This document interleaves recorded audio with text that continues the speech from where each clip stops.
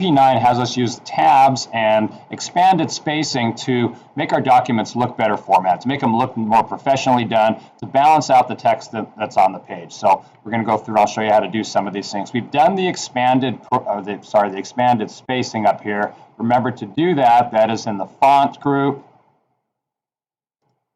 You'll click on the Advanced tab, and here's your expanded spacing. Again, we've done that in previous lessons. So you'll do that for this line and for this line. Once we get down below here, we're going to use tabs to create these two columns.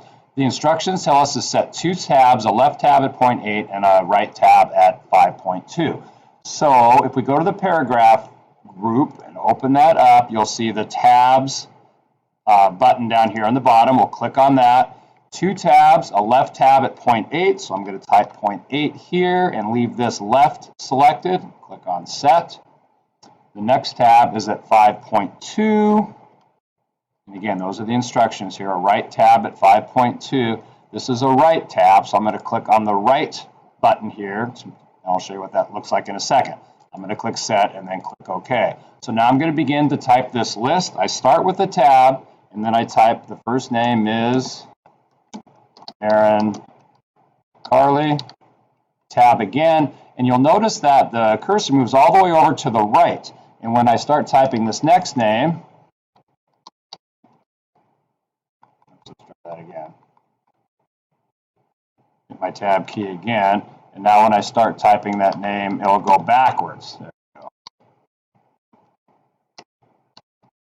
Okay, and you can see with the right tab, the text is aligned to the right.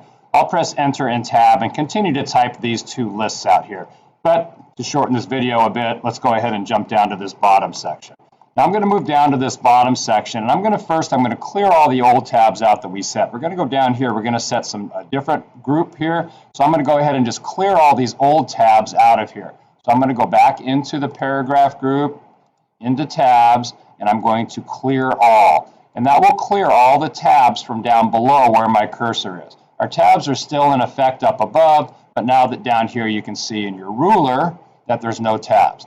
If your ruler isn't showing, click on the View tab up here at the top and make sure the ruler box is checked. And it's helpful when you're using tabs to be able to see where on the ruler those tabs are. All right, back down here, we're going to type this list, but we need to set 4 tabs here. The first one is a left tab at 0.5. So in the home group, paragraph group, tabs, and 0.5, and that is a left tab, so we will click on Set. Then we're going to set a second tab, which is a decimal tab at 2.7 with a dot leader. So we'll type in where we want the tab to be. This is a decimal tab, so we'll click on Decimal.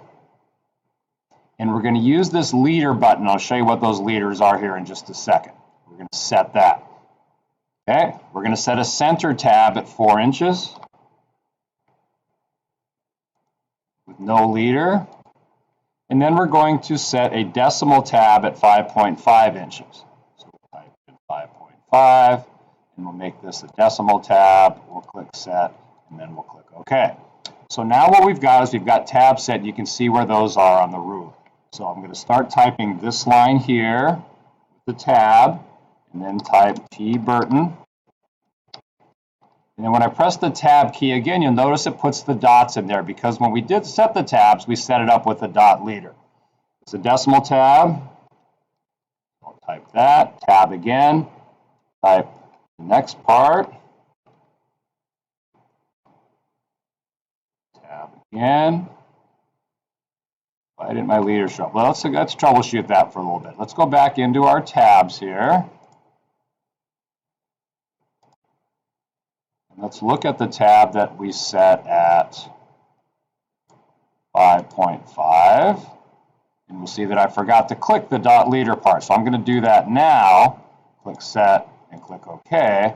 And now when I press that tab key, it puts that dot leader in there. So then we'll type in the number here, press Enter, and we can start our next line.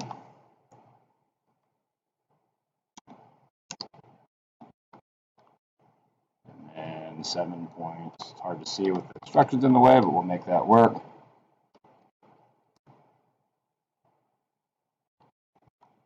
doesn't really matter. Whoops. And so you can see what the dot leader does, how the decimal tabs are aligned, and the center tabs will center under that tab. A little bit trickier part is typing these headings. What we do for that is we don't need to set a tab for those, is we will just manually type those. So I'll type employee name, I'll underline it, and then I'm going to, just because it's only one line, it's your best bet is just to go ahead and use your space bar for just this to line those up. Turn off the underline. All right, then we'll click on this next part over here. Make sure underline is off. We'll space over. We'll type hourly rate.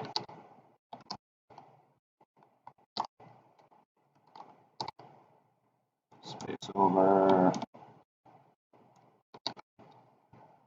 Hours worked.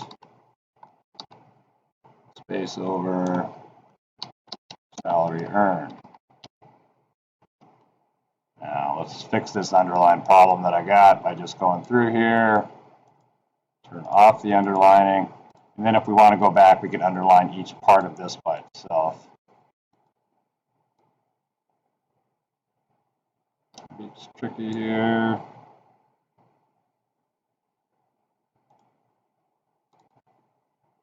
Underline that.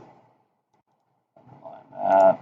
And so on. So we can finish up the heading that way. And that's the way that you use tabs to align this document.